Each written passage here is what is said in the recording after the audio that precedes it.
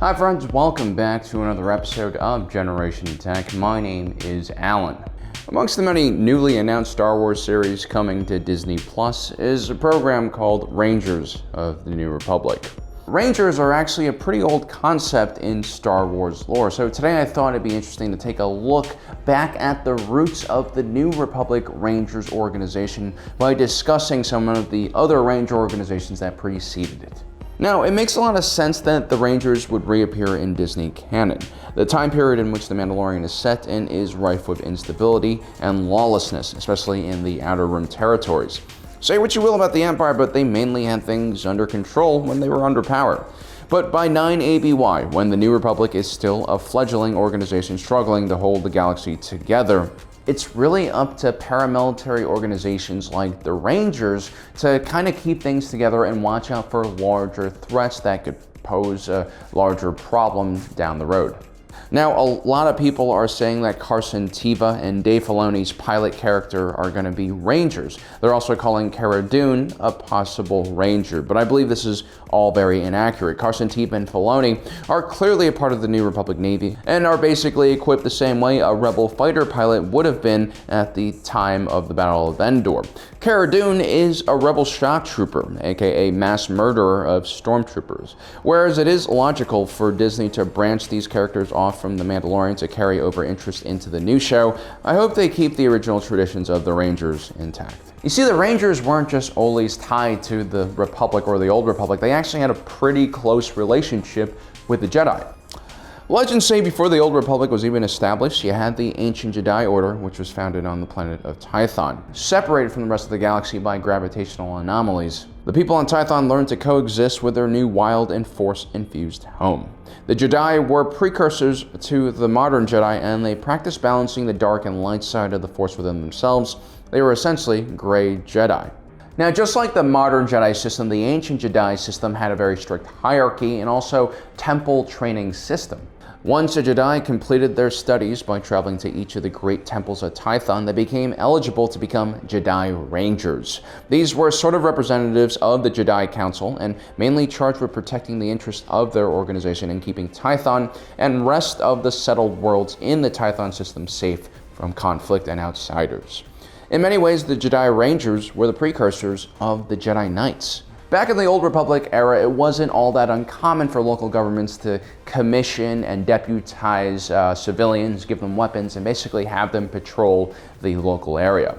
Like the Rangers who protected the American frontier, ranging in Star Wars was also a pretty tough life that was fraught with long periods of boredom, punctuated by periods of terrifying and life-threatening moments.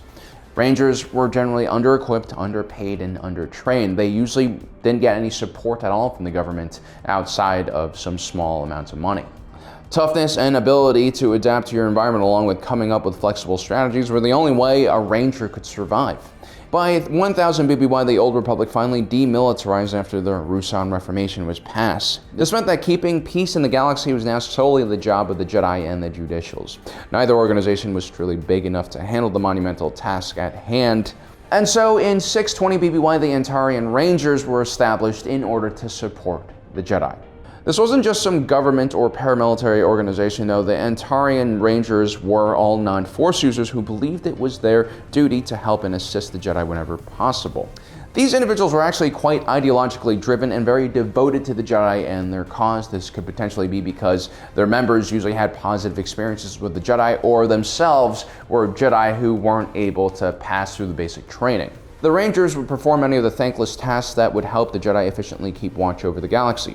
This included doing reconnaissance, logistical support, running covert operations, and even supporting Jedi missions with fire teams. This was an extremely tough job that only the most loyal and dedicated individuals would actually want to do. And at their peak, the Rangers only numbered in the thousands. Some Antarian Rangers would actually develop close bonds to Jedi Knights and develop an almost Padawan-master relationship with them. In some rare cases, Rangers were even known to marry the Jedi. Now, for the most part, the Antarian Rangers didn't really depend on individuals seeking them. They would seek out other people to recruit. Oftentimes, the Antarian Rangers would just contact individuals who were turned down for Jedi training but still wanted to be close to the organization. This actually mirrors how the Antarian Rangers were first founded. Coruscant the Jedi had come into contact with a wealthy Gotal businessman who was turned down for Jedi training. The Gotal had a bit of Force sensitivity, but more importantly admired the Jedi, and so he began raising funds to start an organization that would assist the Jedi Order. The Antarian Rangers were known for their bravery and courage under fire. They were known to follow their Jedi leaders into the thickest of firefights, and they were known for never retreating or never running away. By 1000 BBY, right as the Separatist crisis was beginning to brew, the Jedi Council would step back away from the Rangers and take a more traditional stance in regard to this paramilitary organization. The Rangers would see a drop in their numbers for a short period of time, but when the Clone Wars started, the Antarian Rangers were called upon once again. When Order 66 occurred at the end of the Clone Wars, many Rangers would die alongside the Jedi. Some Rangers would actually help Jedi like General Ram Koda escape from the clone troopers. After Order 66, the Rangers were wanted just like the Jedi, and they basically had to go underground. Although they technically never joined the Rebel Alliance, the Rangers were paramount in protecting Order 66 survivors and preserving the hope that the Jedi Order would one day rise again. Around the Clone Wars period, we would also see the beginning of the Sector Rangers. Unlike the Antarian Rangers, who were privately funded, Sector Rangers were commissioned by the Galactic Republic Senate. They were established as sort of a universal police agency, kind of like the FBI. Basically, a lot of local enforcement were encountering jurisdiction issues when criminals fled from their planet to another planet. The Sector Rangers could pursue criminals in an entire sector and bring them to justice. Sector Rangers, like Antarian Rangers, were rough individuals who operated in small teams or just went lone wolf. Unlike the Antarian Rangers, though, the Sector Rangers didn't necessarily have to work alongside Jedi. They also never really got involved in full-scale combat like the Clone Wars. They would mainly focus on policing, enforcing regulation, and peacekeeping missions. When the Empire took over, the Sector Rangers would continue to operate, but their Sector Ranger Central Command was now administered by the Imperial Office of Criminal Investigations, which was of course a part of COPNOR, or the Commission for the Preservation of the New Order.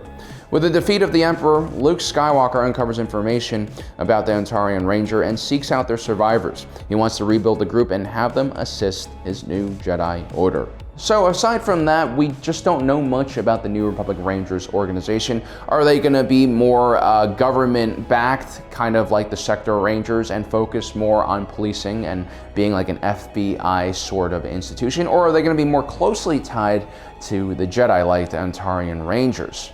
Anyway, it should be interesting to watch the introduction of a rarely seen organization that actually is quite important to keeping the galaxy safe and stable for everyone. So there you have it, guys. That's the information we have for the Rangers. Let me know in the comment section below what you hope to see from the New Republic Rangers TV series. Anyway, guys, I hope you enjoyed today's episode. Don't forget to subscribe and hit that notification button down below so you don't miss out on the rest of our awesome content. As usual, thanks for joining us today. If you're watching this, you are Generation Tech.